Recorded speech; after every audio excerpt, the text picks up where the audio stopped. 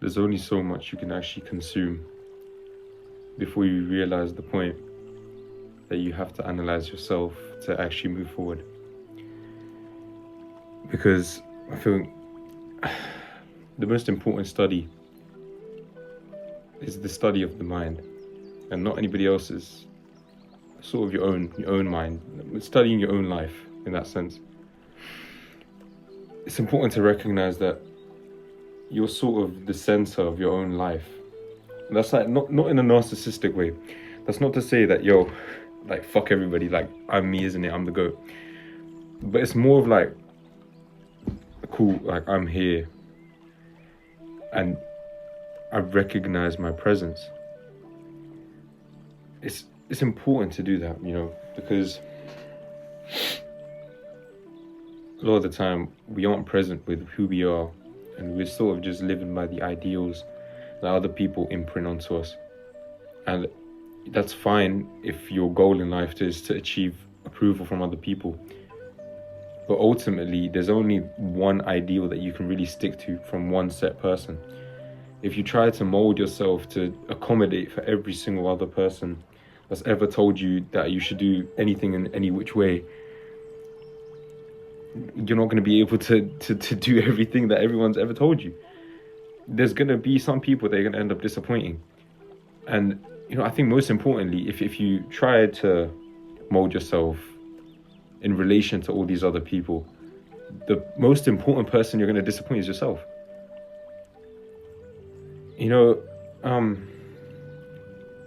Consumption is a powerful tool. There's a lot of media we can consume, and obviously today, I feel like everything that we've ever needed to know is just there on the tip of our fingers. But the problem with that is that there's so much that we can consume, and you are what you consume. It's unfortunate, but you are exactly what you consume. And if you consume like garbage internet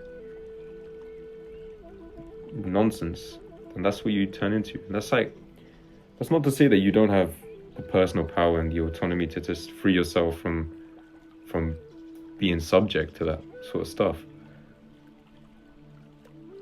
But it does say that you have to be really careful, because it's never been easier to consume all this like amazing great stuff, but it's also never been easier to consume absolute nonsense, which is just going to cloud your mind and cloud your perception of the world, and more importantly, your perception of yourself. If you look at Sufi poet Bulleh Shah, I think it's Nusrat who translated it into Punjabi, but I'll say it real quick, isn't it? Because it sounds really poetic when you say it. But he says, "Pad aalam fazil hoya, kadi apne aap nu padhya hi nahi. ਜਾ ਵਰਦਾ ਮੰਦਰ ਮਸੀਤਾ ਕਦੀ ਆਪਣੇ ਅੰਦਰ ਤੂੰ ਵੜਿਆ ਹੀ ਨਹੀਂ ਐਵੇਂ ਹੀ ਰੋਜ਼ ਸ਼ੈਤਾਨ ਨਾਲ ਲੜਦਾ ਕਦੀ ਨਫਸ ਆਪਣੇ ਨਾਲ ਲੜਿਆ ਹੀ ਨਹੀਂ ਬੁੱਲੇ ਸ਼ਾਹ ਅਸਮਾਨ ਹੀ ਉੱਡਦਿਆ ਫੜਦਾ ਜਿਹੜਾ ਕਰ ਬੈਠਾ ਉਹਨੂੰ ਫੜਿਆ ਹੀ ਨਹੀਂ." Now I 100% butchered that because my Punjabi is not up to scratch, but the basic translation is, you read so much, you study so much, and you become a scholar, but you never ever studied your own mind. You enter every temple, every place of worship, but you've never entered your own mind in that same way. You fight with the devil pointlessly every single day, but have you ever fought with your own ego? And Bulleh Shah, you try to grab at gods and dreams in the sky, but you haven't even bothered to grab the man that's sitting in your own home. That's you. You're not grabbing yourself. If you're not grabbing yourself, what are you grabbing? It's all right to have all of these aspirations, but fundamentally, if you don't go within, you go without. That's a really simple thing. You are the center of your own life. And I'm not going to say that in a narcissistic way, because obviously other people matter too. You shouldn't just do everything like, I'm going to just do what I want whenever I want, and I own the world and shit. That, come on, relax. But it's not to say, hey, I'm gonna sacrifice my own peace, my own essence of mind to accommodate for other people. Because if it's bringing you harm, you shouldn't do it. It's just a really simple thing. If it's bringing you harm, don't do it. Protect your peace. That's a really simple way of putting it. Protect your peace. Study yourself. Because if you don't, what do you actually know? I have a book here filled with things I was going to read out, but I think it might just be better to go off on a whim and try and investigate sort of your own mind. There's different practices you can do to just look at yourself, introspection, but there's only so far that you can go with meditation and reflection. I feel like the greatest study of the mind is to just feel who you are in the present. That's to say, detach yourself from any focus on the past or the present, because there's no past and there's no, past, future. Focus on the present. There's no past, there's no future. They're just concepts created by mankind.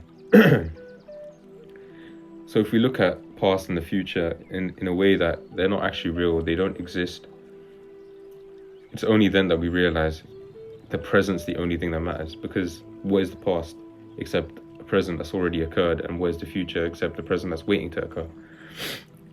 We have the present now, so why are we wasting it? That's a really simple thing. So sit with yourself in the present, and it's not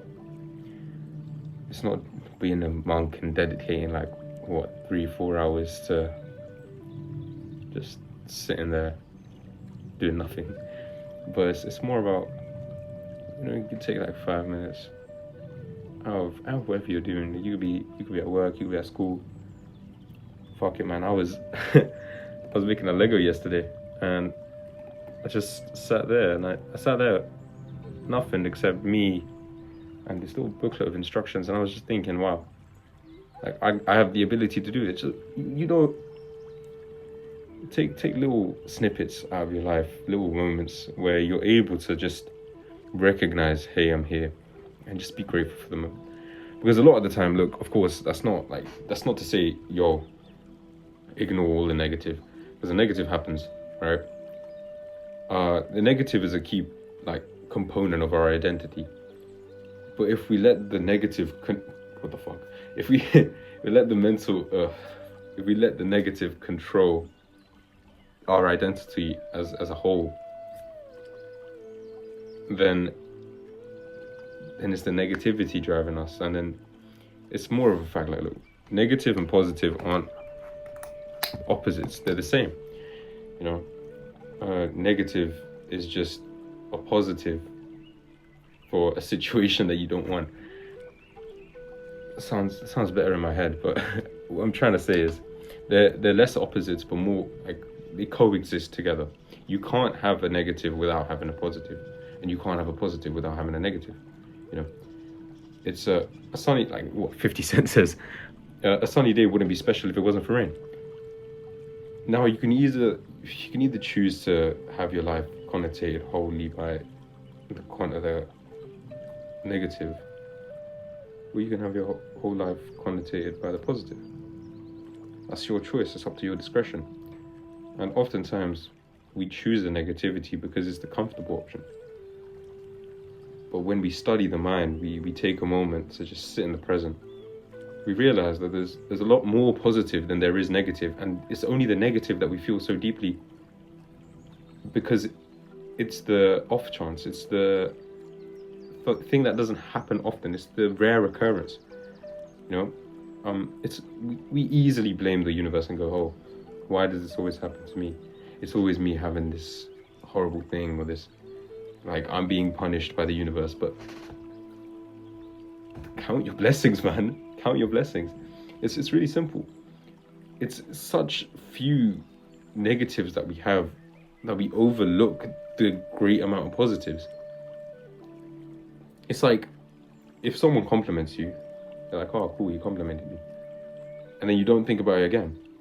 If someone insults you, it sticks a little more deeply, because you're like, oh, okay, that had to be personal. There's something wrong with me that this person had to go out and actually attack me. So that's just saying, we can either choose to live our life in connotation of the insults and be like, okay, I've been insulted, so I am the insult, and then just perpetuating that label for ourselves to the point where we believe that we are that. Or we can choose to live it by the positive and just perpetuate that instead. Simply put, isn't it? There's positivity and negativity everywhere. It's your choice what you acknowledge. Quite frankly, you should acknowledge both.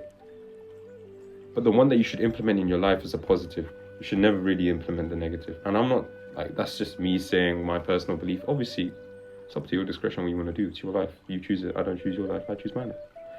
But if you put yourself in that rough situation where you're focused on the negative so much and you keep on focusing on the negative becomes the default. And then the only mental study you have is of more negative. Don't do that to yourself. It's not fun. It's a lot better for yourself to just sit there and acknowledge everything that's right in your life. So take a step back. Focus on what's great. Because if you think about life, it's always going uphill. But the problem with going uphill is that you're on an incline. You're going to get tired, you know. You're going to feel like the world's out to get you because you're going up on an incline and it's hurting your feet and all of this. You're still going uphill. That being said, I want to keep this short because this is my first video and I know I've started like a million times and I don't know what I've done, but I want to go no cuts. I want to go, this was like the perfect opportunity for me to just do it in one take. So, done it. It was great, isn't it? But a lot already here, a lot more on the way. Fuck, butchered that, but it's cool. Simple working, just be yourself, study your mind. There's no one like you. There's only one of you. So, you know, take a moment to appreciate the uniqueness that you have, and keep being you, and just keep being great. That's what you need to do. And one more thing, I've always wanted to do this. One more thing.